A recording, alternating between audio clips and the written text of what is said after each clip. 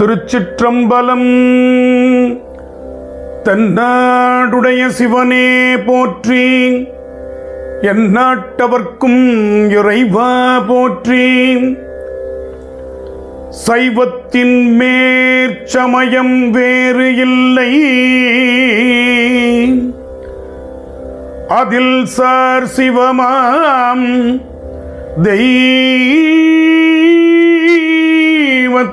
மேல் தெய்வம் இல்லெனும் நான் மறைச்செம்பொருள் வாய்மை வைத்த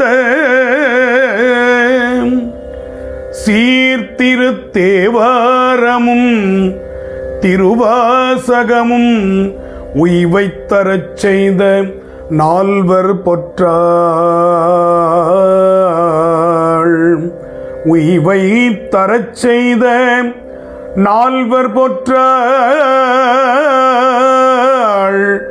எம் உயிர் துணையே. திருச்சிற்றம்பலம். அனைவருக்கும் வணக்கம்.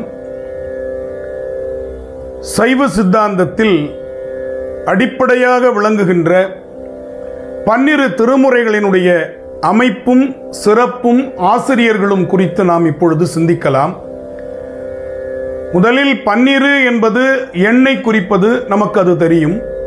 திருமுறை என்று சொன்னால் அதில் உள்ள திரு என்பது கண்டாரால் விரும்பப்படும் தன்மை என்று பொருள். திரு என்ற சொல்லுக்கு கண்டாரால் விரும்பப்படும் தன்மை. இது இலக்கண உரையாசிரியர்கள் அற்புதமாக நமக்கு சொல்லுகிறார்கள். ஒரு வருடத்தில் திரு இருக்கிறது என்றால் அவரை நாம் வணங்குவோம். எனவே பெருமானிடத்தில் திரு இருக்கிறது, எனவே இது திரு. முறை என்ற சொல்லுக்கு ஒழுங்கு, வரிசை, உரிமை என்றெல்லாம் பல பொருள்கள் இருக்கின்றன. அதைவிடவும் ஒரு சிறந்த பொருள் முறை என்று சொன்னால் முறையீடு என்ற பொருளில் நாம் பார்க்கலாம். முறையீடு என்று சொன்னால் தமக்குடைய அந்த துன்பங்களை, கவலைகளை, அடியார் படுகின்ற வேதனைகளை எல்லாம் இறைவனிடத்தில் சென்று இது முறையீடு செய்த காரணத்தினால் இந்த தமிழுக்கு திருமுறை, தமிழுக்கு திருமுறை என்று வந்தது. எனவே இந்த தமிழ் திருநெறிய தமிழ் என்று ஞானசம்பந்த பெருமான் கடைக்காப்பில் வைத்து அருளுகின்றார். இது திருவாகிய பெருமானிடத்தில் நெறிப்படுத்துகின்ற தமிழ். எனவே திருமுறை என்று சொன்னால் இறைவனிடத்தில் முறையீடு செய்யப்பட்ட தமிழ் என்று நாம் புரிந்து கொள்ளலாம். 12 திருமுறைகளாக இதை வகுத்திருக்கிறார்கள். நமக்கு திருமுறைகள் தொகுத்த வரலாறு தெரிந்தால்தான் திருமுறையை நாம் எடுத்து சுவைப்பதற்கு நன்றி உடையவர்களாக நாம் இருப்போம். காரணம், மாமன்னன் முதலாம் ராசராசன் இல்லை என்று சொன்னால் இன்று நமக்கு திருமுறைகள் இல்லை.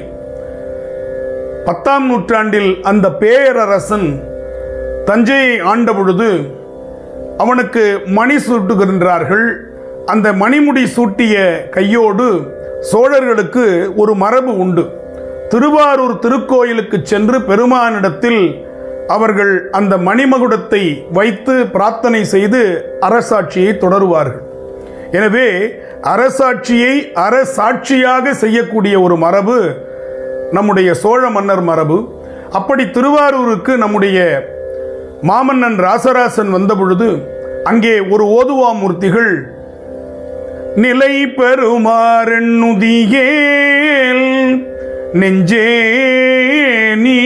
நீவாம் நித்தலும் எம்பிரானுடைய கோயில் புக்கு புலர்வதன் முன் அலகிட்டு மெழுக்குமிட்டு பூமாலை புனைந்து ஏத்தி புகழ்ந்து பாடி தலையார கும்பிட்டு கூத்தும் ஆடி சங்கரா சங்கரா சங்கரா சய சய போற்றி என்றும் அலை புனல் சேர் செஞ்சடையம் ஆதி என்றும் ஆரூரா ஆரூரா ஆரூரா என்றென்றே அலரா நில்லே என்று பாடுகின்றார்.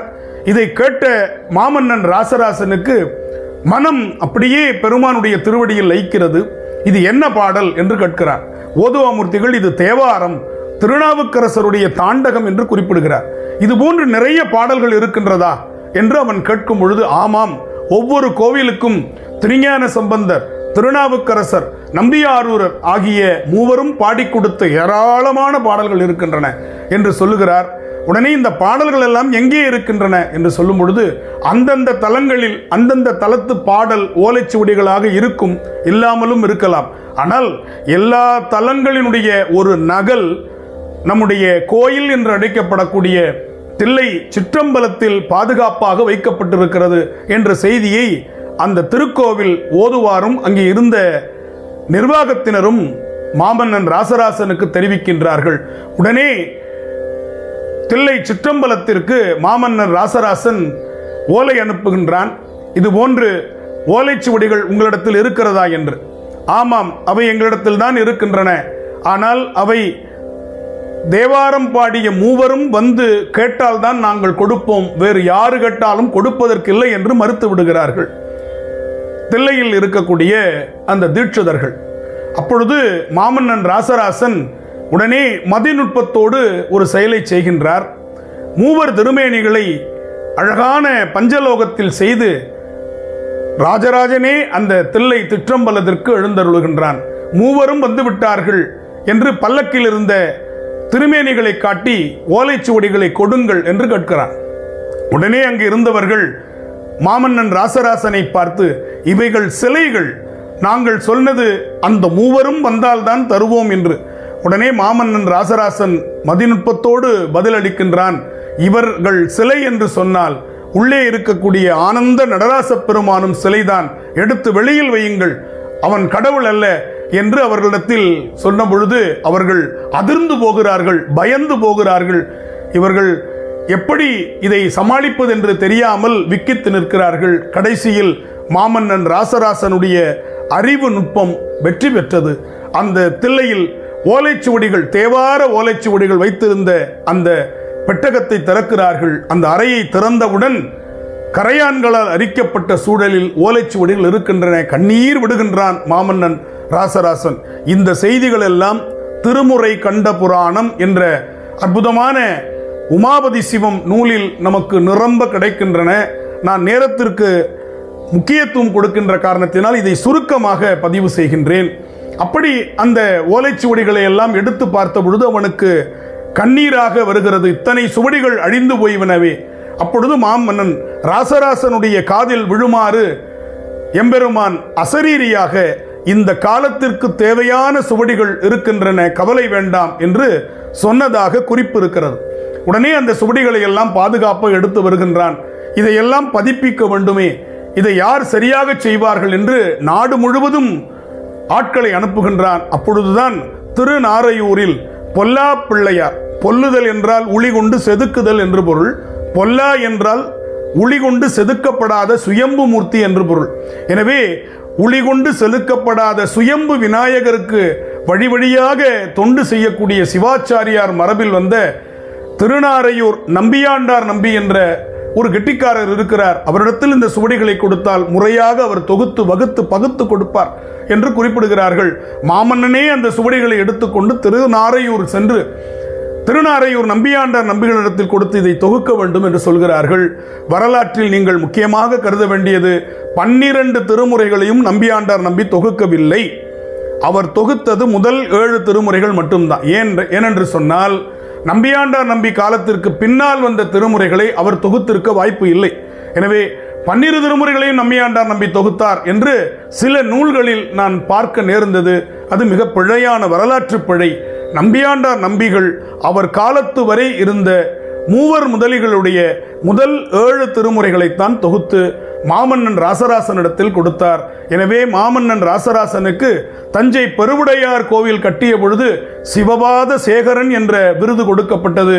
திருமுறைகளை கண்டெடுத்ததால் திருமுறை கண்ட சோழன் என்ற விருது மாமன்னன் ராசராசனுடைய 12 விருது பெயர்கள், 44 அவனுடைய பட்டப்பெயர்கள் உண்டு. அதில் சிவபாத சேகரன் என்பதும் திருமுறை கண்ட சோழன் என்பதும் சைவத்தினுடைய இரு கண்களைப் போல ராஜராஜனுக்கு அந்த விருதுகள் மிகுந்த மகிழ்ச்சியை கொடுத்தது என்று சொன்னால் அது மிகையாகாது. அப்படி மாமன்னன் தொகுத்த முதல் 7 திருமுறைகளில் பன்னடைவு செய்தவர்கள் திருநீலகண்ட யாழ்ப்பாணர் வம்சத்தில் வந்த மதங்க சூளாமணியார் என்கின்ற பெண்ணரசியை கொண்டு இந்த திருமுறைகளுக்கு பன்னடைவு செய்தார்கள். எனவே திருமுறை பதிப்புகளில் நாம் 3 பார்க்கலாம். வரலாற்று முறை பதிப்பு, அதேபோல கோயில் என்று சொல்லக்கூடிய சிதம்பரத்தை முதன்மையாக வைத்து தலமுறை பதிப்பு, 3வது பன்முறை பதிப்பு என்று 3 பதிப்புகள் திருமுறைக்கு மிக முக்கியமான பதிப்புகள். மீண்டும் ஒரு முறை இதை நான் பதிவு செய்கிறேன். வரலாற்று முறை பதிப்பு, திருஞான சம்பந்தர் சீர்காழியில் தன்னுடைய ஆன்மீக பயணத்தை, திருமுறை பயணத்தை தொடங்கி நல்லூர் பெருமணத்தில் நிறைவு செய்த அந்த வரலாற்றோடு செய்கின்ற அந்த தலங்கள் எப்படியெல்லாம் அவர் சென்றாரோ, பெரிய புராணத்தில் சேக்கிழார் எப்படி அவர் அந்த வரலாற்றை அமைக்கிறாரோ அதுபோன்று திருமுறை பதிகங்களை வரிசைப்படுத்துவது வரலாற்று முறை பதிப்பு. சைவர்களுக்கு கோயில் என்று சொன்னால் சிதம்பரம். சிதம்பரத்திலிருந்து அந்த ஓலைச்சுவடிகள் பெறப்பட்ட காரணத்தினால் சிதம்பரம் என்கின்ற கோயிலை முதன்மையாக வைத்து கோயில், திருவேட்களம் இந்த மாதிரி வரிசையாக அந்த அடிப்படையில் தொகுக்கின்ற தன்மைக்கு தலமுறை பதிப்பு என்று பெயர். அடுத்ததாக பன்முறை பதிப்பு, தோடுடைய செவியன் என்று நட்டபாடையில் தொடங்கி நல்லூர் பெருமணத்தில் நம்முடைய ஞானசம்பந்த பெருமான் அந்தாளி குறிஞ்சி பண்ணில் நிறைவு செய்கிறார். எனவே இந்த அடிப்படையில் தொகுக்கின்ற பதிப்புக்கு பன்முறை பதிப்பு. எப்படி 3. இது இல்லாமல் எத்தனையோ திருமுறை பாடல்கள் நமக்கு இருந்தாலும் அதில் குறிப்பிட்ட சில பாடல்களை மட்டும் எடுத்து 25 பதிகங்களை தொகுத்து அகத்தியர் தேவார திரட்டு என்ற அடிப்படையில் அகத்தியர் செய்ததாக ஒரு தேவார திரட்டு நமக்கு இருக்கிறது. இம்மையில் நன்மை தரும் பதிகங்கள் என்று திருப்பனந்தாள் காசி திருமடம் ஒரு பதிப்பை செய்திருக்கிறது. விதியை மதியால் வெல்வது எப்படி என்ற தலைப்பில் நாளொன்றுக்கு திருமுறை பாடல்களை எப்படியெல்லாம் நாம் பாட வேண்டும் என்று திருவாவடுதுறை ஆதீனத்தினுடைய பதிப்பு, தருமபுர ஆதீனத்தினுடைய பலன் தரும் பதிகங்கள் போன்ற பதிப்பு, இப்படியாக திருமுறை பதிப்புகள் நமக்கு 100க்கும் மேற்பட்ட பதிப்புகள் வந்து கொண்டே இருக்கின்றன. அந்த அடிப்படையில் இப்பொழுது நாம் திருச்சிற்றம்பலம் என்று சொன்னால் அது சிதம்பரம். தில்லை என்பது ஊர் பெயர், சிற்றம்பலம் என்பது கோயிலின் பெயர். சைவத்தில் ஒரு அடிப்படையை புரிந்து கொள்ள வேண்டும். ஒரு தலம் என்று சொன்னால் தலப்பெயர் ஒன்றாக இருக்கும், கோயிலின் பெயர் ஒன்றாக இருக்கும். தாடகை ஈச்சரம் கோயிலின் பெயர், திருப்பனந்தாள் தலத்தின் பெயர், புள்ளிருக்கு வேளூர் தலத்தினுடைய பெயர், வைத்தீஸ்வரன் கோயில் கோயிலினுடைய பெயர், அருட்துறை கோயிலினுடைய பெயர், திருவெண்ணை நல்லூர் தலத்தினுடைய பெயர், காவிரி கோட்டம் கோயிலினுடைய பெயர், திருவையாறு தலத்தினுடைய பெயர். இப்படியாக 2 பெயர்கள் வரும். அதுபோல தில்லை என்பது தலத்தினுடைய பெயர், சிற்றம்பலம் என்பது கோயிலினுடைய பெயர். இந்த சிற்றம்பலம், சிற்றம்பலம், சித்தம்பலம், சிதம்பலம், சிதம்பரம் என்று இன்று வழக்கத்தில் நம்முடைய பேச்சு வழக்கில் சிதம்பரம் என்று மருவி வந்து கொண்டிருக்கிறது. எனவே இந்த அடிப்படையில் தில்லையிலிருந்து ஓலைச்சுவடிகள் கிடைத்த காரணத்தினால் நன்றி பெருக்கோடு நாம் திருச்சிற்றம்பலம் என்று சொல்லி தொடங்குகின்ற மரபு உண்டு. அடுத்ததாக தென்னாடுடைய சிவன் எந்நாட்டவர்க்கும் இறைவன், இந்த ஒரு திருவாசக தொடரை மரபு ரீதியாக நம்முடைய ஓதுவாமூர்த்திகள் திருமுறையை பாடுவதற்கு முன்னால் சொல்லுகின்ற மகுடமாக பயன்படுத்துகிறார்கள். இதில் தென்னாடுடைய சிவன், இந்த தென்னாட்டிற்கு சொந்தமாக விளங்குகின்ற சிவபெருமான் எந்நாட்டவர்க்கும் இறைவனாக இருக்கிறான் என்று ஒரு பொருள். ஆனால் நுட்பமான பொருளை நாம் சிந்திக்க வேண்டும். அதுதான் இந்த வகுப்பினுடைய நோக்கம். தென் ஆடு என்று அதை பிரித்தோம் என்று சொன்னால், தென் என்ற சொல்லுக்கு தமிழில் அழகு என்று பொருள். ஆடுதல் என்றால் பெருமானுடைய நடனத்தை குறிக்கும். எனவே அழகிய ஆடலை உடைய சிவபெருமான் தென் ஆடு உடைய சிவன் என்று சொன்னால் அழகிய திருச்சிற்றம்பலம் உடையான் என்று அவரே எழுதி கையொப்பமிட்டதாக திருவாசக சுவடியை சொல்வார்கள். அந்த அடிப்படையில் நாம் பார்க்கும் பொழுது இது கோயில் என்று சொல்லக்கூடிய சிதம்பரத்தில் அருளப்பட்ட பதிகத்தில் வருகின்ற வாசகங்கள். போற்றி திரு அகவல் கோயில் என்ற சிதம்பரத்தில் அருளுகின்றார். எனவே அவர் சொல்லுகின்ற தென்னாடு உடைய சிவன் நடராச பெருமான். எனவே காஸ்மிக் டான்ஸ் என்று ஆங்கிலத்தில் சொல்கிறார்களே, அந்த உலக இயக்க நடனத்தை ஆடக்கூடிய சிவபெருமான் தான் உலகத்திற்கே கடவுளாக விளங்குகின்றான். தென்னாடுடைய சிவன் எந்நாட்டவர்க்கும் இறைவன். இதிலே தென்னாடு சவுத் என்ற தெற்கு என்ற பொருளில் எடுத்துக்கொள்வதை காட்டிலும் அழகிய திருச்சிற்றம்பலம் உடையான், அழகிய ஆடலை உடையான் என்று எடுத்துக்கொள்வது இன்னும் சிறப்பாக இருக்கும் என்பது ஆய்வுக்குரியதாக சொல்லி அடுத்த பகுதிக்குள் நாம் நுழையலாம். இப்பொழுது முதல் 7 திருமுறைகளை நம்பியாண்டார் நம்பிகள் தொகுத்தார். சரி, அந்த முதல் 7 திருமுறைகளை அருளியவர்கள் திருஞான சம்பந்தர், திருநாவுக்கரசர், நம்பி ஆரூரர். ஒரு செய்தியை குறிப்பாக நீங்கள் புரிந்து கொள்ள வேண்டும். சுந்தரர் என்று சொல்லுகின்ற வழக்கம் மிகவும் பிற்காலத்து வழக்கம். திருமடங்களிலேயே சுந்தரர் என்ற தலைப்பில் தான் புத்தகங்களை பதிப்பிக்கின்றார்கள். ஆனால் சுந்தரர் என்ற சொல்லை நம்பி ஆரூரர் ஓரிடத்தில் கூட தன்னுடைய பதிகங்களில் பதிவு செய்யவில்லை என்பதை நீங்கள் புரிந்து கொள்ள வேண்டும். இறைவனுடைய திருக்கருணையால் நம்பி ஆரூரருடைய திருப்பதிகங்களை எழுத்தண்ணி படித்த எளியவனுடைய வாக்காக நீங்கள் இதை எடுத்துக்கொள்ள வேண்டும். பித்தா பிறைசூடியில் தொடங்கி நொடித்தான்மலை உத்தமனே என்கின்ற பதிகம் வரை அவர் எங்குமே தன்னை சுந்தரன் என்று குறிப்பிடவில்லை. நம்பி ஆரூரர் என்றுதான் குறிப்பிடுகிறார். வனப்பகை அப்பன் குறிப்பிடுறார், சிங்கடி அப்பன் குறிப்பிடுகிறார், வன்தொண்டன் குறிப்பிடுறார். ஆனால் மறந்தும் சுந்தரர் என்ற சொல்லை அவர் குறிக்கவே இல்லை. சேக்கிழாரும் கொடுக்கல. அந்த சுந்தரர் என்ற பெயர் அவருடைய போன ஜென்மாவினுடைய பெயர். அதை நாம் இன்று பயன்படுத்தி கொண்டிருக்கிறோம். நீங்க பார்த்தீங்கன்னா தெரியும், சுந்தரமூர்த்தின்னு எழுதுவோம். மற்றவங்க எல்லாருக்கும் அருவிகுதி வரும்.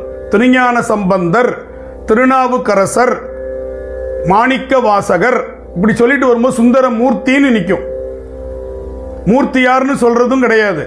அப்ப நம்பி ஆரூரர் சொல்லி பாருங்க, எல்லாமே ஒரே மாதிரி வரும். எனவே இந்த போக்கு நடுவில் யாராலோ திரித்து வழங்கப்பட்டிருக்கிறது என்று புரிந்து கொள்ள வேண்டும். மற்றொரு அருளியல் காரணத்தையும் நீங்கள் புரிந்து கொள்ள வேண்டும். ஏன் நம்பி ஆரூரர் சுந்தரர் என்ற பெயரை மறந்தும் சொல்லவில்லை என்பதற்கு நுணுக்கமான ஒரு காரணம் உண்டு. அவர் சுந்தரராக இருந்த பொழுது, ஆளாள சுந்தரராக இருந்த பொழுது பெருமானிடத்திலிருந்து பிரிந்து வந்தார். பெருமானிடத்திலிருந்து பிரித்த பெயர் சுந்தரர். எனவே நம்பி ஆரூரராக இந்த மண்ணில் அவதாரம் செய்து முக்தி பெறும் பொழுது கூட அவர் நம்பி ஆரூரராகவே முக்தி பெற விரும்புகிறார். ஏனென்று சொன்னால், திரும்பவும் சுந்தரன் என்று எங்காவது சொன்னால் பெருமானிடத்திலிருந்து பிரிய நேருமோ என்ற பயமும் கவலையும் நம்பி ஆரூரருக்கு இருந்தபடியால் அவர் சுந்தரர் என்று 100 பதிகத்தில் 1000 சொச்சம் பாடல்களில் ஓரிடத்தில் கூட பதிவு செய்யவில்லை. இதை புரிஞ்சுக்கணும். இரண்டாவது, இறைவனாவது அவரை சுந்தரன் என்று அழைத்திருக்க வேண்டும். அங்கே இருக்கக்கூடிய முனிவர்கள் எல்லாம் ஒரு தேஜோன்மயமான ஒரு உருவம் வருகிறதே, இது யார் என்று கேட்டபொழுது இங்கிருந்து சென்ற சுந்தரன் என்று பெருமானும் சொல்லவில்லை. அவரும் நம் தமர் ஊரன் என்றான் நொடித்தான்மலை உத்தமனே. இந்த பதிவு மந்திர மாமுனிவர் இவன் ஆர் என எம்பெருமான் நம் தமர் ஊரன் என்றான் நொடித்தான்மலை உத்தமனே. எனவே இறைவனும் மறந்தும் இவரை சுந்தரன் என்று அழைக்கவில்லை. நம்பி ஆரூரர் என்றே ஊரன் என்றுதான் அழைக்கின்றார். எனவே இந்த சைவ சித்தாந்தம் பயிலக்கூடியவர்கள், திருமுறை பயிலக்கூடியவர்கள் நம்பியாரூரர் என்று சொல்ல பழக வேண்டும் என்று நான் ஒரு வேண்டுகோளை வைத்து அடுத்ததாக கடந்து செல்லுகிறேன். எனவே திருஞான சம்பந்தர், திருநாவுக்கரசர், நம்பியாரூரர் மூவரும் பாடிய தமிழ் பொதுவாக தேவாரம் என்று சொன்னாலும், தேவாரம் என்ற சொல்லுக்கு பொருள் தே என்றால் இறைவன், வாரம் என்று பிரித்தால் இசைப்பாட்டு என்று பொருள். இப்பொழுது தே கூட்டல் ஆரம் என்றும் பிரிக்கலாம் தமிழ்ல. அப்ப தே கூட்டல் ஆரம் என்று பிரித்தால் இறைவனுக்கு சூட்டுகின்ற மாலை. இந்த இடத்தில் பூமாலை வாடிவிடும், இது பாமாலை. 7ஆம் நூற்றாண்டில் பாடப்பட்டது. இன்னும் சொல்ல போனால் 5ஆம் நூற்றாண்டிலேயே காரைக்கால் அம்மையார் மூத்த திருப்பதிகம் நமக்கு பாடியது திருமுறையில் இருக்கிறது. எனவே அத்தனை நூற்றாண்டுகளுக்கு முன் பாடிய பாமாலை இன்று வரை வாடாமல் நீண்டு அதனுடைய அருளியல் செயல்களை செய்து வருகிறது. எனவே இறைவனுக்கு சூட்டுகின்ற பாமாலை, பாக்களால் ஆகிய மாலை, எனவே இது தே ஆரம் என்று சொன்னார்கள். பொருண்மை கருதி, பண் அடைவு கருதி, அதனுடைய முறைமை கருதி, தலையாத்திரையாக சென்ற ஒற்றுமை கருதி மூவர் தேவாரத்தையும் தேவாரம் என்று சொன்னாலும் திருநாவுக்கரசருடைய பாடல்களுக்கு மட்டும்தான் தேவாரம் என்ற சொல் பொருந்தும். திருஞான சம்பந்தருடைய பாடல்களில் பொதுவாக நம்ம தமிழ்ல பதிகம்னு சொன்னோம்னா 10 பாடல்களாக பாடக்கூடிய மரபு. இது சங்க இலக்கியத்திலே வந்துருது. சங்க இலக்கியத்திலே 10 பாடினா அதுக்கு பேர் பதிகம். 10 பாடுகின்ற பதிகத்தில் திருஞான சம்பந்தர் மட்டும் 11ஆவதாக ஒரு பாடலை வைத்து இந்த 10 பாடல்களை பாடுபவர்களுக்கு என்ன பலன் கிடைக்கும் என்று பணுச்சுறுதியாக வைத்து பாடிய காரணத்தினால் இது காப்பு செய்யுளாக அமைகிறது. பொதுவாக காப்பு செய்யுள் என்பது ஒரு இலக்கியத்தினுடைய ஆரம்பத்தில் முதல் பாடலாக வரும். இப்ப நீங்க கந்தர் அனுபூதி எடுத்துக்கிட்டீங்கன்னா பாட்டு ஆடும் பரிவேல் தான் தொடங்கும். நெஞ்ச கனகல்ல நெகிழ்ந்துருகன்றது காப்பு செய்யுள், விநாயகர் காப்பு. ஆனால் பாட்டு என்னன்னு தொடங்கும், ஆடும் பரிவேல். அதுல இருந்து கணக்கு பண்ணாதான் 51 பாட்டு வரும். நீங்க நெஞ்ச கனகல்லுங்கிறதுக்கு நம்பர் போட்டிருக்க மாட்டாங்க, நீங்க அதை புரிஞ்சுக்கணும். அப்ப அது காப்பு செய்யுள். காப்பு செய்யுள் எண்ணிக்கையில் வராது, எண்ணிக்கையில் சேராது. எனவே பாடலுக்கு அல்லது இலக்கியத்திற்கு முன்பாக பாடக்கூடிய காப்பு செய்யுளை ஞானசம்பந்தர் கடைசியில் பாடியதால் இது கடைக்காப்பு, பெருமானை முன்னிலையாக வைத்து பாடியதால் திருக்கடைக்காப்பு. எனவே திருஞான சம்பந்தருடைய பாடல்களுக்கு சிறப்பு பெயராக திருக்கடைக்காப்பு, பொது பெயராக தேவாரம். திருநாவுக்கரசருடைய பாடல்களுக்கு தேவாரம் என்பதே பெயர். நம்பி ஆரூரருடைய பாடல்களுக்கு திருப்பாட்டு என்று பெயர். நம்ம சேக்கிழாருடைய பெரிய புராணம் படித்தோம்னா திருப்பாட்டு என்ற சொல்லை குறிப்பிடுவார். எனவே நம்பியாரூரர் தேவாரம், திருப்பாட்டு பொது பெயர் தேவாரம் என்று பெயர். அதே போல 8ஆம் திருமுறையாக விளங்கக்கூடிய மாணிக்கவாசகருடைய அந்த தமிழ் திருவாசகம் என்றும் திருக்கோவையார் என்றும், அதற்கு இன்னொரு பெயர் திருச்சிற்றம்பல கோவையார் என்று சொல்றோம். திருவாசகம் இறைவனை பற்றிய வாசகம். திருக்கோவையார், கோவை என்பது ஒரு சிற்றிலக்கியம், அகத்துறை சார்ந்த சிற்றிலக்கியம். எனவே களவியல் கற்பியல் என்று சொல்லக்கூடிய அகத்துறைகள் 400 துறைகளை துறைக்கு ஒரு பாடலாக பாடுகின்ற ஒரு சிற்றிலக்கியத்திற்கு கோவை என்று பெயர். தமிழ்ல தஞ்சை வாணன் கோவை என்ற இலக்கியம் இருக்கிறது. அதை விடவும் நம்முடைய மணிவாசகர் அருளி செய்த திருச்சிற்றம்பல கோவையார், அதுதான் சுருக்கமாக திருக்கோவையார் என்று வழங்கப்படுகிறது. இந்த 2 நூல்களும் நம்முடைய 8ஆம் திருமுறையில் அமைத்திருக்கிறார்கள். 9ஆம் திருமுறை 9 அருளாளர்கள் அருளி செய்த பாடல்களினுடைய தொகுப்பு. இது 2 நூல்களாக இருக்கின்றன. ஒன்று திருவிசைப்பா, திரு இசைப்பா, மற்றொன்று திருப்பல்லாண்டு. இறைவனுக்கு பல்லாண்டு பாடி வாழ்த்துகிற மரபு. எனவே திருப்பல்லாண்டு, திருவிசைப்பா என்று 2 நூல்கள். இதை 9 அருளாளர்கள் பாடியிருக்கிறார்கள். திருமாளிகை தேவர், சேந்தனார், கருவூரார், பூந்துருத்தி நம்பிகாட நம்பி, கண்டராதித்தர், வேணாட்டடிகள், திருவாலியமுதனார், புருடோத்தமர், சேதிராயர் என்று சொல்லக்கூடிய 9 அருளாளர்களுடைய பாடல்களை தொகுத்து நமக்கு திருவிசைப்பா, திருப்பல்லாண்டு. இதுல திருப்பல்லாண்டு பாடியவர் சேந்தனார், அவர் பாடியதுதான் திருப்பல்லாண்டு. மற்றபடி மற்றவர்கள் எல்லோரும் பாடியது திருவிசைப்பா. எனவே தில்லையில் தொடங்கி பல்வேறு தலங்களை திருவிசைப்பா தலங்கள் என்று சொல்லும் அளவிற்கு இவர்கள் பாடி அருளி இருக்கின்றார்கள். 400க்கும் மேற்பட்ட பாடல்கள் திருவிசைப்பா திருப்பல்லாண்டில் நமக்கு கிடைத்திருக்கின்றன. அடுத்ததாக அப்பர் சுவாமிகள் சொல்வது போல தோத்திரமும் சாத்திரமும் ஆனார்தாமே என்று இறைவனை சொல்லுவார்.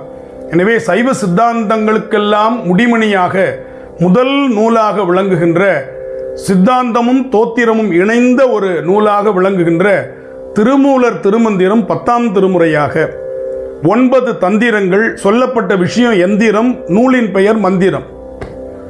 மண் திறம் என்றால் நினைப்பவரை காப்பாற்றுவது என்று பொருள். எனவே திருவாகிய இறைவனை நினைக்கக்கூடிய மந்திரங்கள் 3000. மூலன் உரை செய்த 3000 தமிழ். நான் அடுத்த வகுப்புல இன்னும் ஒவ்வொரு நூலை பற்றியும், இன்னைக்கு அறிமுகம் மட்டும், ஒவ்வொரு நூலை பற்றியும் அமைப்பும் சிறப்பும் குறித்து நம்ம இன்னும் விரிவாக பார்க்க இருக்கிறோம். இதில் நம்ம ஒரு அறிமுகம், திருமூலர் அருளிய திரு மந்திரம் 9 தந்திரம் என்பதை நீங்கள் புரிந்து கொள்ள வேண்டும். அதனுடைய உட்பிரிவுகள் 10ஆம் திருமுறையாக இதை வைத்திருக்கிறார். அதில்தான் சிவனோடு ஒக்கும் தெய்வம் தேடினும் இல்லை, அவனோடு ஒப்பார் இங்கு யாவரும் இல்லை என்று அற்புதமான ஒரு வரிகளை நம்முடைய திருமூலர் அருளி செய்கின்றார். 11ஆம் திருமுறை சைவத்தினுடைய சிற்றிலக்கியங்களினுடைய தொகுப்பாக, அதனுடைய பெயரே 11ஆம் திருமுறை. 40 சிற்றிலக்கியங்கள், இதை நம்ம தனியாக பார்க்க போகிறோம். 40 சிற்றிலக்கியங்களை 12 அருளாளர்கள் பாடியிருக்கிறார்கள். இதில் முதல் சிற்றிலக்கியம் திருமுகப்பாசுரம். அதை பெருமானே பாடி அருளி செய்திருக்கிறார். பாணபத்திரருக்காக சேரமான் பெருமாள் நாயனாருக்கு கொடுத்த திருமுகப்பாசுரம் கடிதம், சிபார்சு கடிதம். முதல்ல சிபார்சு கடிதம் கொடுத்தவர் நம்முடைய பெருமான். அந்த திருமுகப்பாசுரம் தொடங்கி நம்பியாண்டார் நம்பிகள் பாடிய பாடல்கள் வரை மொத்தம் 40 சிற்றிலக்கியங்களை தொகுத்து நமக்கு 11ஆம் திருமுறையாக வைத்திருக்கிறார்கள். இந்த 12 அருளாளர்கள் திரு ஆலவாயுடையார் இறைவன், காரைக்கால் அம்மையார், மூத்த திருப்பதிகம், அற்புத திருவந்தாதி எல்லாம் பாடிய காரைக்கால் அம்மையார், ஐயடிகள் காடவர்கோன், க்ஷேத்திர வெண்பா, ஐயாறு வாயாறு பாயாமுன் ஐயாறு வாயார் அழை என்று ஒவ்வொரு தலத்தையும் பெயரை சுட்டுவதே நமக்கு முக்தி தரும் என்று க்ஷேத்திர வெண்பா பாடியவர் ஐயடிகள் காடவர்கோன். அவர் அரச மரபை சார்ந்தவர். அதே போல சேரமான் பெருமாள் நாயனார், பொன்வண்ணத்து அந்தாதி. அதே போல முதலில் ஆதி உலா திருக்கைலாய ஞான உலா பாடிய சேரமான் பெருமாள் நாயனார் நம்பியாரூரோடு தோழமையாக விளங்கியவர். அடுத்ததாக நக்கீரர், திருமுருகாற்றுப்படை பாடிய நக்கீரர், கல்லாடனார், கபிலதேவ நாயனார், பரணதேவ நாயனார், இளம் பெருமானடிகள், அதிராவடிகள், பட்டினத்தடிகள், நம்பியாண்டார் நம்பி என்று சொல்லக்கூடிய 12 பாடிய 40 சிற்றிலக்கியங்களுடைய தொகுப்பு 11ஆம் திருமுறையாக நமக்கு சைவ திருமுறைகளில் இடம்பெற்றிருக்கின்றன. 12ஆம் திருமுறை தொண்டர்தம் பெருமை சொல்லவும் பெரிதே என்று ஔவையார் குறிப்பிடுமா போலே தெய்வச் சேக்கிழார். நம்முடைய சைவத்தில் 2 பேரை தான் தெய்வ என்ற அடைமொழியோடு அழைப்போம். ஒன்று அறம்பாடிய தெய்வ புலவர் திருவள்ளுவர், மற்றொன்று அடியார் பெருமை பாடிய தெய்வச் சேக்கிழார். வேற யாருக்கும் அந்த பெருமை கிடையாது. 11 திருமுறைகள் இறைவனை பாடியவை, 12ஆம் திருமுறை இறை அடியார்களை பாடிய அந்த திருமுறையும் நம்ம 11 திருமுறைகளோடு இணைத்து சமமாக வைத்து போற்றுகிறோம். இதில் தெய்வச் சேக்கிழார் கொடுத்த திருத்தொண்டர் மாக்கதை, திருத்தொண்டர் புராணம், இது செயற்கரிய செயல்களை செய்த பெரியவர்கள் வரலாற்றை சொன்ன காரணத்தினால் இது பொருண்மை கருதி பெரிய புராணம் என்ற பெயரில் வழங்கப்படுகிறது. இந்த பெரிய புராணம் குலோத்துங்க சோழன், அனபாய சோழன் என்று சொல்லக்கூடிய குலோத்துங்க சோழனுடைய காலத்தில் எப்படி முதல் திருமுறை நம்முடைய மாமன்னன் ராஜராஜ சோழன் காலத்தில் முதலில் 7 திருமுறைகள் வெளிவந்தனவோ அதுபோல் பெரிய புராணம் வெளிவர காரணமானவர் குலோத்துங்க சோழன் என்று சொல்லக்கூடிய அனபாய சோழன். அவர் காலத்தில் முதலமைச்சராக வாழ்ந்தவர் தெய்வச் சேக்கிழார். எனவே சிற்றின்ப நூல்களில் அதிக நாட்டத்தை செலுத்தி வந்த அந்த அனபாய சோழனுக்கு அடியார் பெருமையை சொல்லும் பொழுது அவன் மனம் மாறுகிறான். அவனுடைய மனம் இப்படிப்பட்ட அடியார்களுடைய வாழ்க்கை வரலாற்றை தொகுக்க வேண்டும் என்று விரும்புகிறது. தெய்வச் சேக்கிழாரை அந்த பணிக்கு அவன் அமர்த்துகிறான். அப்படிப்பட்ட தெய்வச் சேக்கிழார் பெரிய புராணம் தில்லையில் அரங்கேற்றம் செய்யும் பொழுது அதை பட்டத்து யானையின் மீது வைத்து தெய்வச் சேக்கிழாரையும் அதில் ஏற்றி தானே பின்பிருந்து கவரி வீசிக்கொண்டு 4 மாட வீதிகளிலும் சோழ மன்னன் வந்தான் என்பது வரலாறு. ஒரு சாமானியனுக்காக மன்னனே கவரி வீசிய ஒரு மிகப்பெரிய வரலாற்றை கொடுத்தது தெய்வச் சேக்கிழாருடைய பெரிய புராணம் என்பதை நாம் புரிந்து கொள்ள வேண்டும். 63 தனி அடியார்கள், 9 தொகையடியார்கள், ஆக மொத்தம் 72 வரலாறுகள் 2 காண்டங்களாக சேக்கிழார் பாடிய பெரிய புராணத்தில் 13 சருக்கங்களில் குறிப்பிடப்படுகிறது. அதாவது சருக்கம் காப்பியம் என்று சொன்னால் அதற்கு அதனுடைய உட்பிரிவுகளை இப்போ சீவக சிந்தாமணின்னு சொன்னோம்னா இளம்பகம்னு சொல்லுவாங்க. சிலப்பதிகாரம் மணிமேகலையில் காதைன்னு பேர். அடுத்தது நம்ம கம்பராமாயணத்தில் பார்த்தீங்கன்னா படலம்னு பேர். தெய்வச் சேக்கிழார் இந்த எந்த பெயரையும் வைக்கல, அவர் சருக்கம் என்ற சொல்லை கையாளுகிறார். 13 சருக்கங்கள் உலகெல்லாம் என்று பெருமானே அடியெடுத்து தொடங்கிய சேக்கிழாருடைய பெரிய புராணம் உலகெல்லாம் என்று நிறைவு பெறுகிறது. 4286 பாடல்களில் அந்த மாபெரும் வரலாற்று பெட்டகம் நம்முடைய சைவ சமயத்தினுடைய ஒட்டுமொத்த அருளாளர்களுடைய அவர் காலத்தில் வாழ்ந்த முன்னால் வாழ்ந்த அடியார்களுடைய அருள் வரலாறுகள் ஆவணப்படுத்தப்பட்ட முதல் ஆவண காப்பகம் என்று சொன்னால் அது சேக்கிழாருடைய பெரிய புராணம் என்பதை நாம் மறந்து போகக்கூடாது. இப்படி 12 திருமுறைகள். இதில் வாரியார் சுவாமிகள் சொல்லுவார், திருஞான சம்பந்தர் குழந்தையாக இருந்து பாடிய தமிழ், எனவே அது கொஞ்சு தமிழ். திருநாவுக்கரசர் பொன்னார் திருவடிக்கு ஒன்று உண்டு விண்ணப்பம் என்று பெருமானிடத்தில் வேண்டி விண்ணப்பமாக வைத்த தமிழ், எனவே அது கெஞ்சு தமிழ். தம்பிரான் தோழராக நம்பி ஆரூரர் விளங்கி பெருமானிடத்தில் உரிமையாக கேட்டு பெற்றார், அது விஞ்சு தமிழ். உள்ளத்தையும் உடலையும் உருக்குகின்ற, ஊனினை உருக்கி உள்ளொளி பெருக்குகின்ற மணிவாசகருடைய தமிழ் நெஞ்சு தமிழ் என்று சொல்வார். எவ்வளவு அழகான ஒரு வரையறை பாருங்க. கொஞ்சு தமிழ், கெஞ்சு தமிழ், விஞ்சு தமிழ், நெஞ்சு தமிழ். அதை போலவே நால்வரையும் பெருமான் ஆட்கொண்ட விதம் எப்படி இருக்கிறது என்று சொன்னால், அது கூட எதுகை மோனையாக எளிமையாக ஞாபகம் வைத்துக் கொள்ளும் அளவில் பாலை கொடுத்து ஆட்கொண்டான் திருஞான சம்பந்தரை, சூலை கொடுத்து ஆட்கொண்டான் திருநாவுக்கரசரை, ஓலை கொடுத்து ஆட்கொண்டான் நம்பி ஆரூரரை, தன்னுடைய காலை கொடுத்து ஆட்கொண்டான் மணிவாசகரை என்று சொல்லி பாலை, சூலை, ஓலை, காலை என்று நினைவில் வைத்துக் கொள்ளுமாறு நம்முடைய அருளாளர்களுடைய அந்த பெருமான் ஆட்கொண்ட திறத்தை முன்னோர்கள் இப்படி சொல்லுகின்ற வழக்கம் உண்டு. திருஞான சம்பந்தர் தேவாரம் முதல் 3 திருமுறைகள். இது முழுமையாக பன்னடைவு செய்யப்பட்டது. இந்த திருமுறை பாடல்களில் 22 பண்கள், தோடுடைய செவியன் என்று நட்டபாடை பண்ணில் தொடங்கி அந்தாளி குறிஞ்சி பண்ணு வரை 22 பண்கள் திருஞான சம்பந்தர் பாடி நமக்கு கிடைச்சிருக்கு. அவர் இந்த பண் பாடலன்னு சொல்லக்கூடாது, நமக்கு கிடைச்சது 22 பண்கள். அதில் முதல் பாட்டு பெருமானுக்கு அந்த ஞானப்பால் உண்டு, உவமையிலா கலைஞானம் உணர்வறிய மெஞ்ஞானம் தவ முதல்வர் சம்பந்தர் தாம் உணர்ந்தார் அந்நிலையில் என்று சேக்கிழார் குறிப்பிடுவார். அப்படிப்பட்ட ஞானப்பால் அருந்திய திருஞான சம்பந்தர் அருளி செய்த முதல் பாட்டு, தோடுடைய செவியன் விடை ஏறிவோர் தூவன் மதிசூடி காடுடைய சுடலை பொடி பூசியன் உள்ளம் கவர்கள்வன் ஏடுடைய மலரான் முனை நாள் பணிந்தேத்த அருள் செய்த பீடுடைய பிரமாபுரம் மேவிய பெம்மான் இவனன்றே, பெம்மான் இவனன்றே. இவன்தான் இறைவன் என்று முதலாக சுட்டிக்காட்டிய பிள்ளை நம்முடைய ஞான பிள்ளையாக விளங்குகின்ற திருஞான சம்பந்தர். நிறைய பதிகங்கள் பெருமான் தாளம் கைத்தாளம் போட்டு பாடினான் என்று ஞானசம்பந்தருக்காக வருந்தி பொற்றாலத்தை கொடுக்கிறான் திருக்கோலக்கால.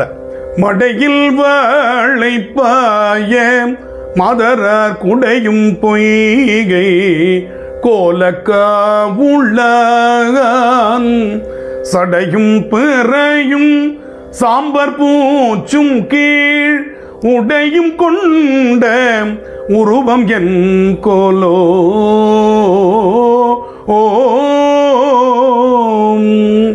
என்று திருக்கோலக்காவில் இந்த பதிகத்தை பாடுகிறார் பெருமான். பொற்றாலம் கொடுக்கிறான், தாளத்திற்கு ஓசை கொடுத்தவள் ஓசை கொடுத்த நாயகி என்று அம்பாளை அந்த தலத்தில் அடியார்கள் புகழ்ந்து சொன்னார்கள். இப்படி தலங்கள் தோறும் சென்று வழிபடக்கூடிய ஒரு வழிபாட்டு முறையை திருஞான சம்பந்தர் உருவாக்குகிறார். அங்கங்கே அடியார்களுக்கு ஏற்படுகின்ற துன்பங்கள் இவற்றை போக்குகிற அற்புத பதிகங்கள் அதிகமாக ஞானசம்பந்தருடைய தமிழில் பண்களுடைய அந்த வீரியம், தமிழனுடைய ஆழம், சொல் வளம், ஞானசம்பந்தருடைய தேவாரத்தில் இருக்கிற சொல் வளம் தனியாக நம்ம ஒரு வகுப்பில் பார்க்கலாம். அருமையாக பாடியிருப்பார். 4 கவிகள் சொல்லுவாங்க தமிழில், ஆசுகவி, வித்தாரகவி, மதுரகவி, சித்திரக்கவி என்று. இந்த 4ம் அமைந்தது நம்முடைய திருஞான சம்பந்தர் தேவாரத்தில் தான். அதுவும் இந்த சித்திரக்கவி ரதபந்தம் என்று சொல்லக்கூடிய திரு எழுகூற்றிருக்கை ஓரொரு வாயினைன்னு தொடங்கும். அதே போல மாலை மாற்று யாமாமானி யாமாமாம் யாழி காமா காணாகம் காணாகாமா காழியம் மாமாயானி மாமாயம் நேரகழாமிதயா சழிதா ஏனனியே நனிலாயுழிகம் காழியுளா நினையே நினையே தாழிசைய தமிழாகரனே என்று மெய்யெழுத்துக்களே இல்லாத ஒரு அற்புதமான பதிகம் மாலை மாற்று பாடுகிறார். அதுபோல திருவிராக திருப்பதிகம் பாடல் மறை சூடன்மதி பல்வளையோர் பாகமதில் 3 கணையால் கோழைமிடராக கவி கோளும் இலவாக இசை கூடும் வகையால் சுரர் உலகு நரர்கள் பயில்தார் அணிதலம் முரணழிய அரண மதில் இப்படி என்று அற்புதமான திருவிராக திருப்பதிகம். அதே போல் திரு வியமகம் உற்றுமை சேர்வது மெய்யினையே உணர்வதும் நின்னருள் மெய்யினையே பழம்பஞ்சுரத்தில் திரு வியமகம் பாடுகிறார். அதே மாதிரி குறில் எடுத்தார்னா குறில்லையே பிடியதன் உருவுமை குளமிகு கரியது வடிகொடு தனதடி வழிபடும் அவரிடர் கடி கணபதி வர அருளினன் மிகு கொடை வடிவினர் வயல் வலி வலமுறை இறையே எல்லாம் குறில்லே இருக்கும். எப்படியெல்லாம் பாடியிருக்கார் பாருங்க. அதே போல சக்கரமாற்று, ஏகபாதம், திருக்கோமூத்திரி என்று பல சித்திர கவிகளை ஞானசம்பந்த பெருமான் அருளி செய்திருக்கிறார். பல அற்புதங்களை செய்திருக்கிறார். கொடிமாட செங்குன்றூரில் அடியாருடைய சுரநோய் போக்குவதற்கு திருநீலகண்ட திருப்பதிகம் பாடி அருளினார். அவ்வினைக்கு வினையாம் என்று சொல்லும் அகுதறிவீர் உய்வினை நாடாது இருப்பதும் தமக்கு ஊனமன்றே கைவினை செய்து எம் பிரான் கடல் போற்றுதும் நாமடியோம் செய்வினை வந்து எமை தீண்டப்பெற திருநீலகண்டம். எனவே அதே போல பூக்காத காய்க்காத ஆண் பனையை பூக்கவும் காய்க்கவும் செய்தார் திருவொத்தூரில். பூத்தேர்ந்தாயன கொண்டு நின் பொன்னடி ஏத்தாதாரில்லை என்னும் கால் ஓத்தூர் மேய ஒளிமழுவாளங்கை கூத்தீரும் குணங்களே என்று பாடி அந்த ஆண்பனையை பெண்பனையா மாத்தல. தவறா நிறைய பேர் நினைச்சிட்டு இருப்போம். ஆண்பனையே பூக்க செய்தார். ஆண்பனை பெண்பனையாகி பூக்கல, ஆண்பனையே பூத்து காய்த்து குலுங்கியது. அதான் வரலாறு. எனவே அப்படிப்பட்ட அருளி செயல்கள். மந்திரமாவது நீரு பாடி பாண்டிய மன்னனுடைய வெப்பு நோயை தீர்த்தார். கோளறு பதிகம் பாடி அப்பர் பெருமானுக்கு நம்பிக்கை ஊட்டி மதுரையம்பதிக்கு சென்றார் வேயூரு தொழிபங்கன்.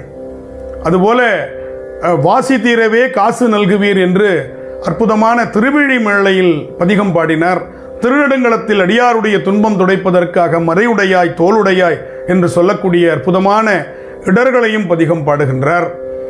துணிவளர் திங்கள் என்று சொல்லி முயலகன் நோய் பற்றி இருந்த அந்த பெண்ணுக்கு அது குணமாவதற்காக அற்புதமான துணிவளர் திங்கள் துளங்கி விளங்க சுடர்சடை சுற்றி முடித்து என்று அந்த பதிகம் பாடி முயலகன் நோயை தீர்த்தார்.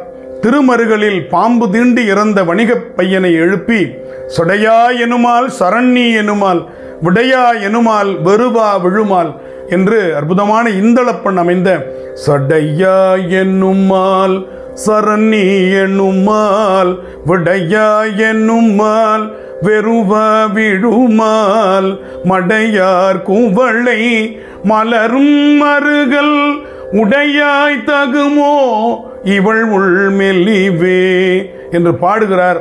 அந்த இறந்த மகன் எழுந்து அதே போல மட்டிட்ட புன்னையம் காணல் மடமயிலை என்று திரு மயிலாப்பூரில் சிவனேசன் அவர்களுடைய திருமகளை பூம்பாவை எழுப்ப பூம்பாவை பாட்டாக என்று பாடி மட்டிட்ட புன்னையம் பாடி அந்த பெண்ணை உயிர்ப்பிக்கின்றார். இப்படி பல பல அற்புதங்கள் திருஞான சம்பந்தர் செய்த அற்புதங்களுக்கு திருமறைக்கத காடு என்று சொல்லக்கூடிய வேதாரண்யத்தில் மறைக்கதவும் அடைக்க சதுரம் மறைதான் என்ற திருப்பதிகம் பாடுகிறார். இப்படி செல்லுகின்ற இடங்களெல்லாம் அவருடைய அந்த தமிழ் பணியும் சைவ பணியும் பன்னிசை பணி ரொம்ப முக்கியமானது.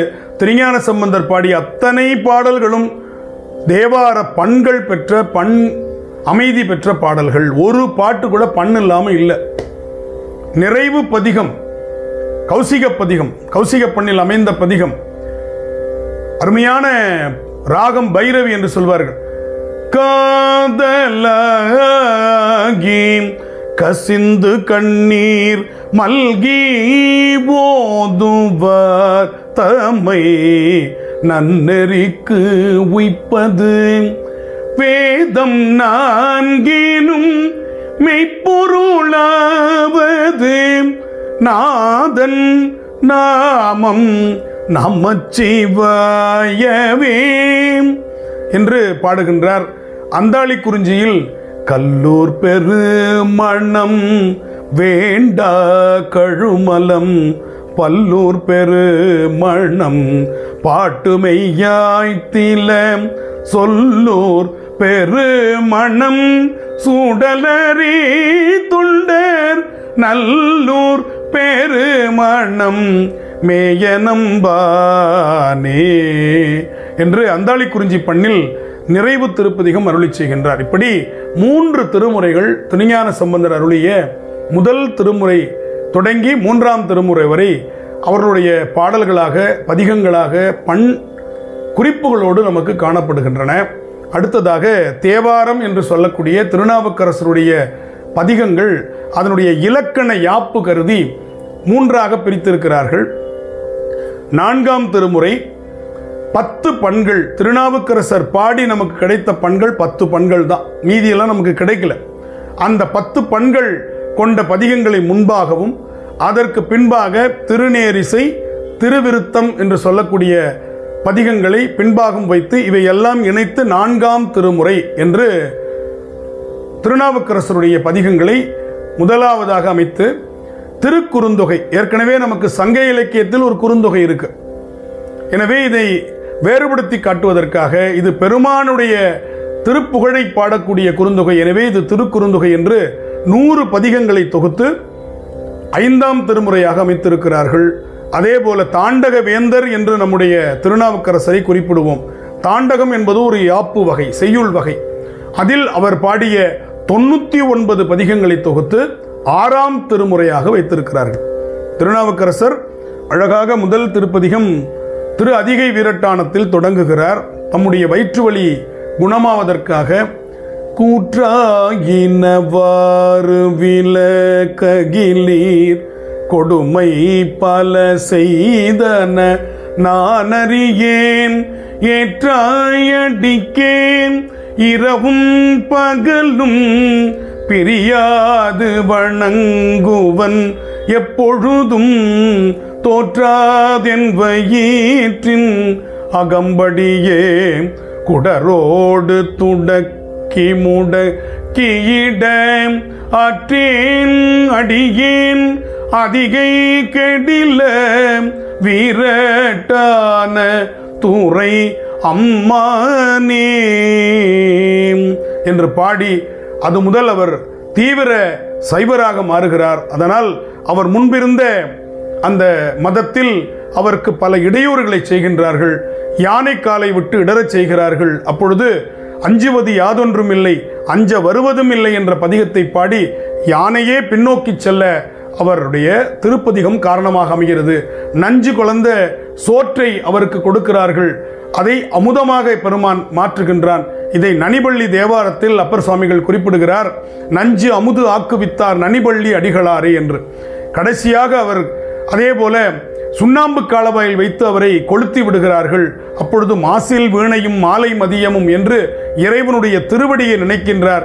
அந்த சுண்ணாம்பு காலவாய் ஒரு குளிர்சாதன அறையை போல அவருக்கு மாறி அவர் மிகுந்த பொலிவோடு வெளிப்படுகிறார்.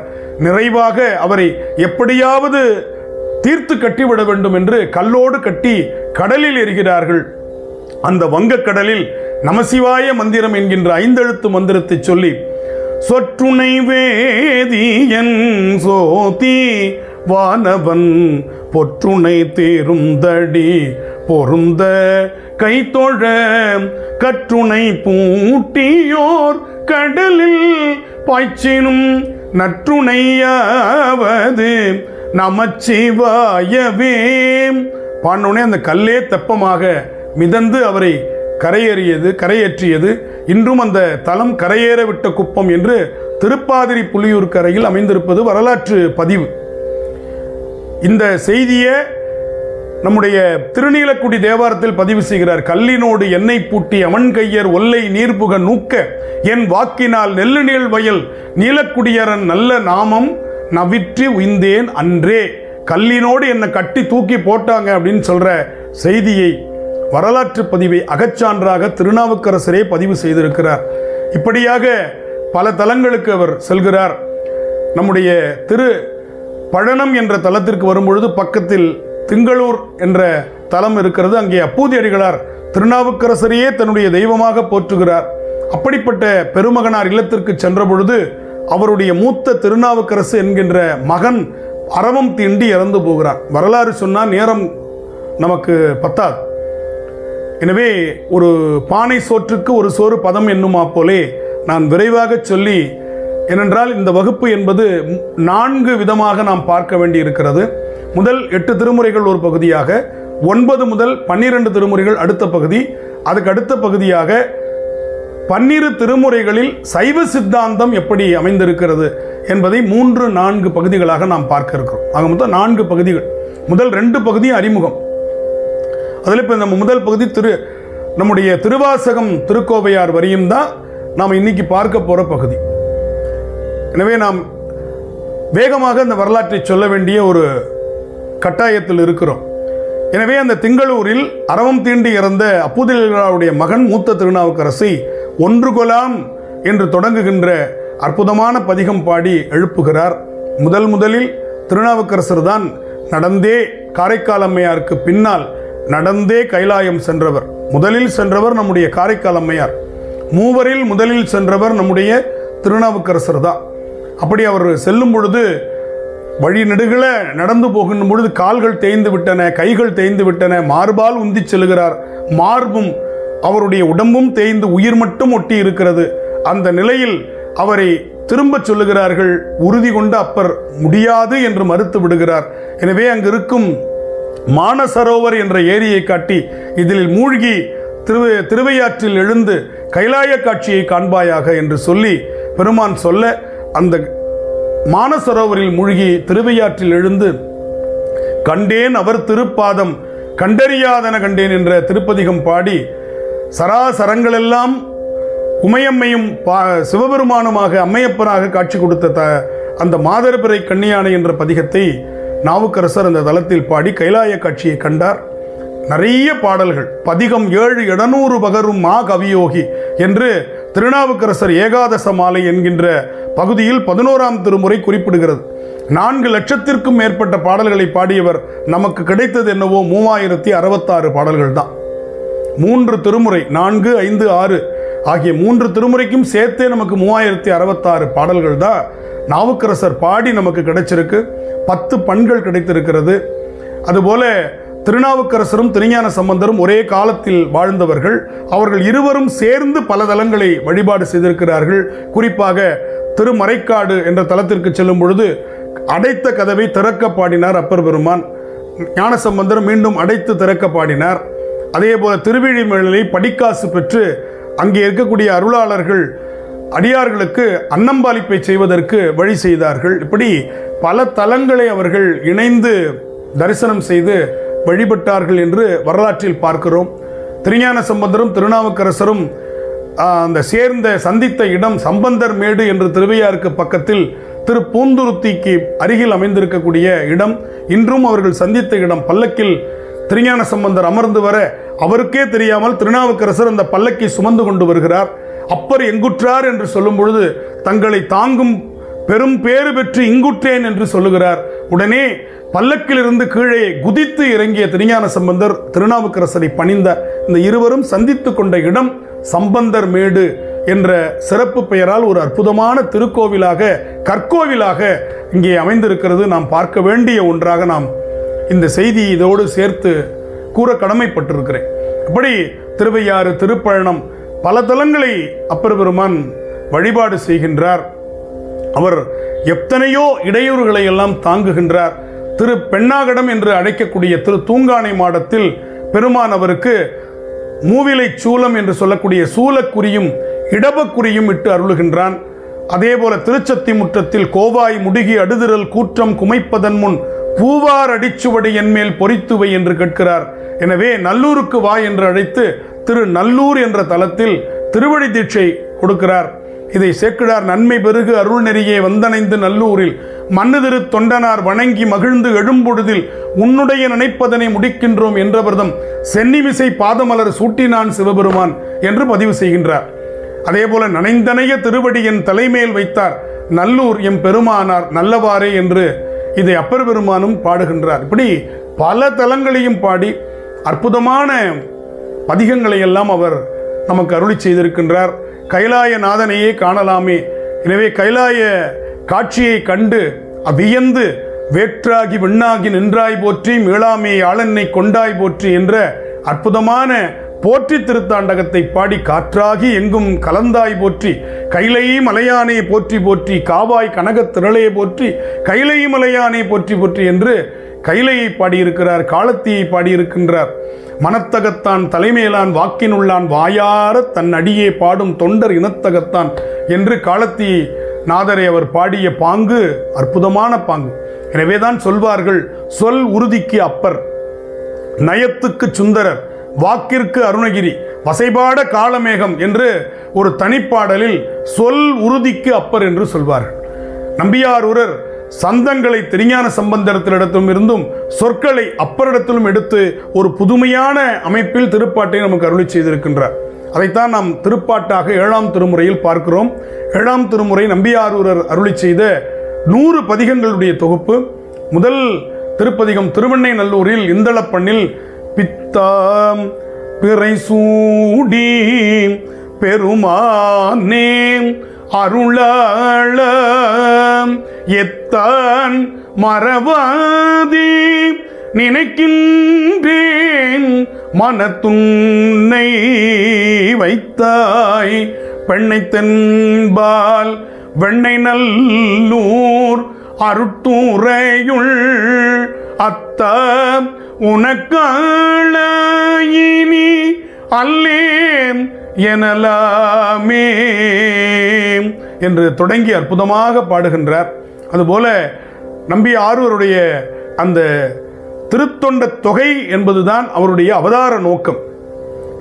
மாதவம் செய்த தென் திசை வாழ்ந்திட தீதிலா திருத்தொண்ட தொகை பெற என்று அவருடைய அவதார நோக்கத்தை சேக்கிழார் குறிப்பிடுவார்.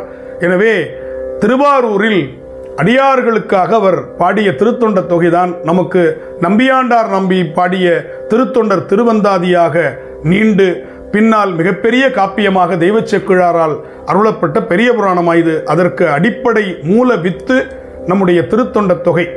அதில் அவர் தில்லை வாழந்தனதமடியார்க்கும் அடியேன் திருநீல கண்டத்து குயவனார்க்கடியேன் என்று தொடங்கி 63 நாயன்மார்களையும் பத்தராய் பணிவார்கள் எல்லாருக்கும் அடியேன் பரமனையே பாடுவார் அடியார்க்கும் அடியேன் அப்படிப்பட்ட தொகையடியார்கள் 9 பேரையும் சேர்த்து 72 வகைகளில் அவர் நம்முடைய நம்பியாரூரர் பாடி தம்முடைய அவதாரத்தினுடைய நோக்கத்தை நிறைவேற்றுகிறார். இடையில் பெருமானுடைய சோதனைகள், அவர் ஒற்றியூரில் சங்கிலியாருக்கு செய்து கொடுத்த சத்தியத்தை மீறிய காரணத்தினால் 2 கண்களும் பார்வையற்று போய் அவர் பட்ட அவமானங்கள், அவர் பட்ட பாடுகள் அவருடைய தேவாரத்தில் நாம் பார்க்கிறோம். அழுக்கு மெய்கொடு உன் திருவடி அடைந்தேன் அதுவும் நான் படப்பாலது ஒன்றானால் புழுக்கை வாரியும் பால் கொள்வரடிகள் பிழைப்பனாகிலும் உன் திருவடி பிழையேன் வழுக்கி வீழினும் நின் திருப்பெயரல்லால் மற்ற நான் அறியேன் மறுமாற்றம் ஒழுக்க என் கண்ணுக்கு ஒரு மருந்து உரையாய் ஒற்றியூர் எனும் ஊருடைய உறைவானே என்று பாடுகின்றார். காஞ்சிபுரத்தில் இடக்கண் பார்வை கிடைக்கப் பெறுகிறார்.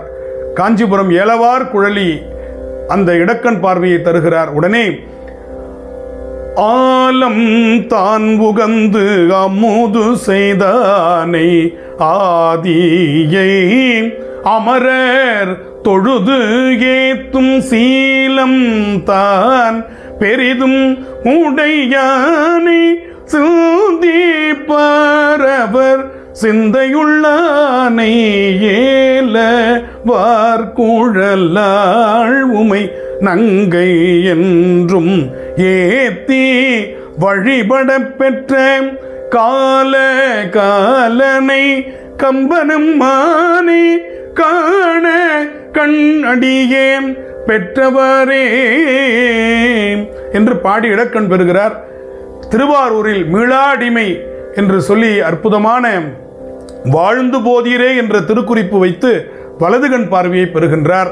இடையில் ஏயர்கோன் கலிக்காம நாயனாருடைய ஒரு பிணக்கம், அப்புறம் இணக்கம், விரல்மிண்ட நாயனாரோடு ஒரு பிணக்கம், ஒரு இணக்கம், இப்படியெல்லாம் நம்பியாரூரர் வாழ்க்கையில் பல சோதனைகள். பறவையாரை திருவாரூரில் மணந்து கொள்ளுகிறார். ஊடலை தீர்ப்பதற்கு பெருமானே அந்த திருவாரூர் வீதியில் சுந்தரருடைய அந்த தமிழ் கைலாயத்தில் கேட்டது, நம்பி ஆரூருடைய தமிழ் இந்த மண்ணில் கேட்க வேண்டும் என்பதற்காக பெருமானே வந்து நம்பியாரூருக்காக திருவாரூர் வீதிகளில் வந்து நடந்தான் என்பது வரலாறு. தொண்டர் நாதனை தூதிடை விடுத்தது தமிழ்தான் என்று திருவிளையாடல் புராணத்தில் பரஞ்சோதி முனிவர் இதை குறிப்பிடுகிறார். அப்படி திருவாரூரில் பறவையாரையும் திருவொற்றியூரில் சங்கிலி நாச்சியாரையும் போன ஜென்மத்தினுடைய வினை காரணமாக மணந்து கொள்கிறார். அவர்களை மணந்து வாழ்வது நோக்கமல்ல, வினை கழிவுக்காக அவர் மணந்து கொள்கிறார் என்பதை நாம் அருள் வரலாற்றில் புரிந்து கொள்ள வேண்டும். அப்படி சேரமான் பெருமாள் நாயனாரை அவர் நட்பாக கொள்ளுகிறார். இப்படி பல தலங்களை வழிபாடு செய்து நம்பியாரூரர் அவிநாசிக்கு செல்ல பொழுது முதலை உண்ட பாலகனை, கரைக்கால் முதலையை பிள்ளை தரச் சொல்லு காலனியே என்று சொல்லி உரைப்பார் உரை உகந்து உள்கவில்லார் தங்கள் உச்சியாய் என்ற அற்புதமான திருப்பதிகத்தை பாடி முதலை உண்ட பாலனை எழுப்பி தந்த அற்புத வரலாற்று சிறப்புமிக்க செயலை நம்முடைய நம்பியாரூரர் அவிநாசி என்ற தலத்தில் செய்கின்றார். இப்படி திருவாரூரை அவர் மிகுந்த காதலோடு பாடிய பாடல்கள் ஏராளம் ஏராளம். 17 பண்கள் நமக்கு நம்பியாரூரர் பாடி கிடைத்திருக்கின்றன.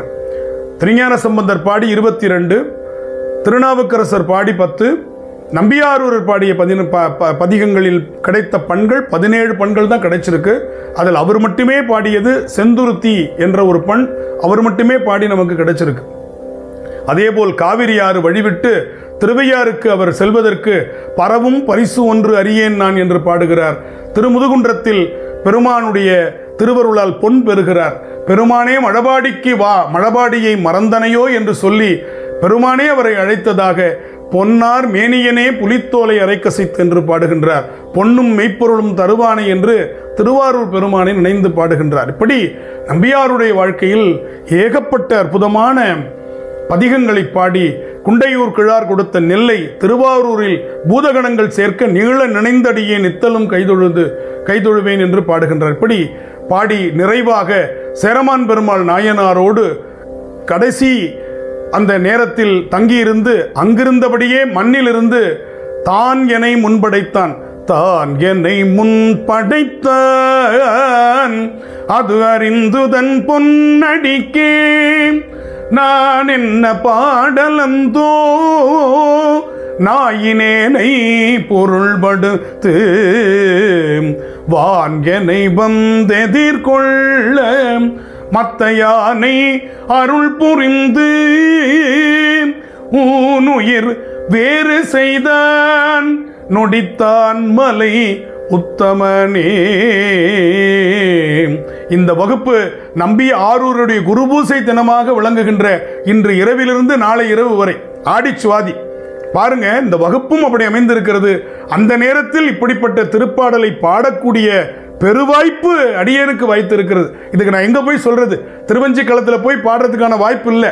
ஆனா பெருமான் இந்த வகுப்பின் மூலமாக இந்த நாளிலேயே இந்த பாடலை, இந்த பாடத்தை நடத்தக்கூடிய வாய்ப்பு கொடுத்து இந்த பாடலை தான் என்னை முன்படைத்தான். அதுல சொல்லுவார், ஆழி கடலறையா அஞ்சை அப்பற்கு அறிவிப்பதே. நான் இந்த பாட்டை கொண்டு வந்து கொடுக்க முடியாது. நான் சாயுச்சியம் அடைய போகிறேன், பெருமானோடு இரண்டரை கலக்க போகிறேன்.